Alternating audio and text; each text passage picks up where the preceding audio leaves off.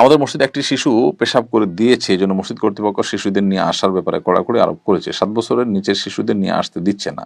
বিষয়টা দিনী দৃষ্টিকোণ থেকে উচিত নাকি অনুচিত? 7 বছরের নিচের বাচ্চা তো আসলে নামাজ সম্পর্কে বোঝেও না। নবী সাল্লাল্লাহু আলাইহি ওয়াসাল্লাম বলেছেন, মুরু আওলাদাকুম বিস-সালাতি ওয়া হুম আবনাউ সাব'i সিনিন।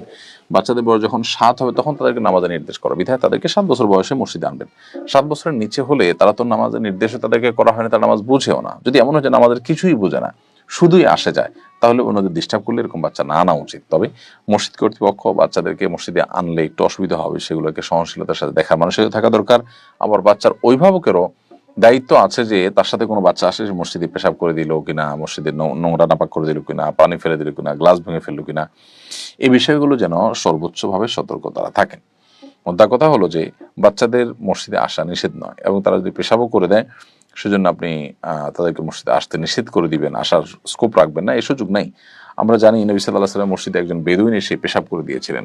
নবী সাল্লাল্লাহু আলাইহি ওয়াসাল্লাম এরপর থেকে বেদুইনদেরকে সবাইকে মসজিদে আসতে নিষেধ করেন নাই। সো আপনি কোনো বাচ্চা পেশাবের কারণে ঢালাভাবে সব বাচ্চাকে মসজিদে আসতে নিষেধ করবেন না। তবে হ্যাঁ, এটা ঠিক যে অতিরিক্ত ছোট বাচ্চা যারা আমাদের কিছুই বোঝে না, তাদেরকে আনলে যদি অন্যদের ডিস্টার্ব হয়, তাহলে না আনাই উচিত। কারণ মসজিদে যে উদ্দেশ্যে আনবেন সেটা হাসিল হলো না, বরং ক্ষতি হলো। তো সেই ক্ষতিটা করা কিন্তু জায়েজ নয়।